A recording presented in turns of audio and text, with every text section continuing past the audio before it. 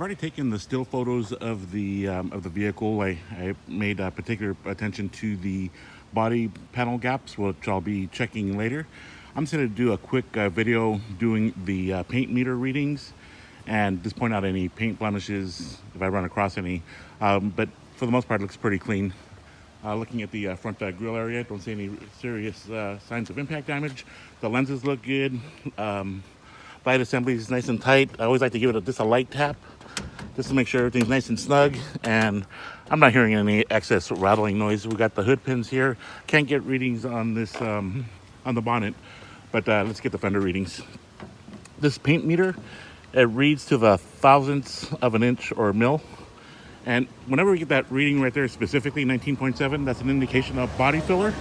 As far as the extent of it, we wouldn't know unless we strip down the paint, and I wouldn't suggest doing that. But so we're checking for that. When I run my hand across the paint, it is smooth to the touch, and I've actually wiped down the whole car lightly, and I didn't feel any waviness. So the workmanship seems to be there. But let's go ahead and move on. Okay, 13.5. 19. Okay, so the body filler there. 19. 11 left or left front wheel. Got the radial TAs. Got the rotors. Let me see if I get the brake pad in there. All right. We'll see if that comes out. I have to review the video myself. While I'm down here, I like to look at the side panels as well. Kind of work my way down and then up, and then I kind of just move the camera around a little bit, just kind of mess with the angles. What I'm checking for is waviness, dings or dents. Nothing obvious is jumping out at me right now, so looks good so far. Chrome on the outside mirror looks like it's in good shape. Here with the windshield post, again, no issues. The glass, I don't see any obvious chips, scratches, or signs of delamination. The rubber appears to be fresh. And while I'm here, I like to get a view of the dash. I don't see any cracks or cosmetic imperfections. Getting a reading here on the cowl, 19.5. Roof, 21.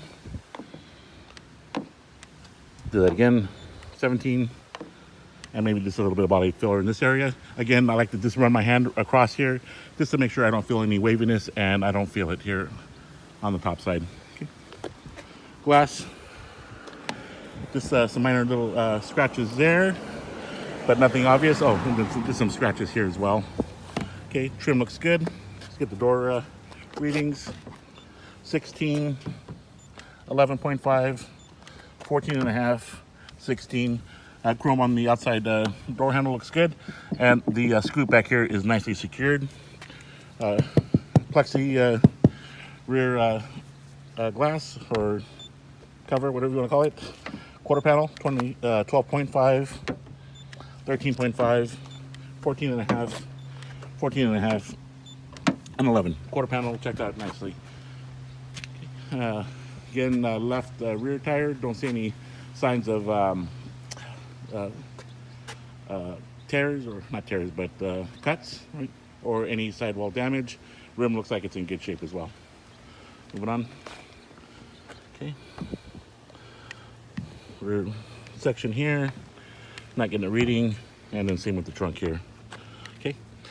Rear section here, plexiglass. Don't see any scratches or blemishes. Right. Looks pretty straightforward. Let's get a nice view here of it. Looks like it was nicely done. Okay. Rear bumper, chrome looks like it's in good shape.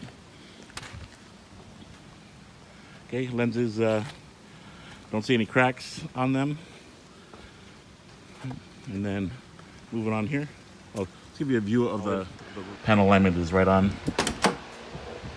You can see that's solid. You can do the passenger side. Nice and solid. Alright, so I had Mike start the vehicle. So what we're going to do now is this, we take a look at where the oil pressure is at around 50 at idle. The engine is still cold, so I'll check on it after we do a road test, see where we're at there. I seem to be floating around 700 RPMs. We'll take a quick look at the exhaust. What we're checking for is any signs of blue, black, gray, or white smoke. I'm not seeing that. We'll go to the engine bay area. I don't hear any abnormal noises coming from the front, from the bottom or top end of the engine. Pullings are nice and straight. Right? That's good. And then let's check the coolant before it gets too hot. Here the fluid looks good, right? I don't see any signs of bubbling or cross contamination. I checked the oil, that is nice tan color. The brake fluid, I'm not going to mess with it because sometimes the fluid overfills and I can get on there. Power steering unit there. I got the body stamp number. Right?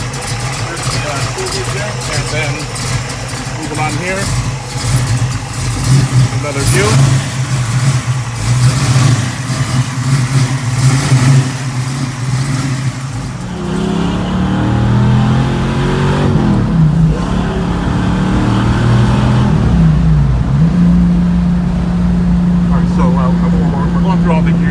First, second, third, and fourth without issue.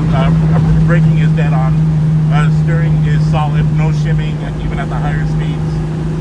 When you apply the brakes, they stop straight. Don't hear any grinding from the gears or slipping from the clutch.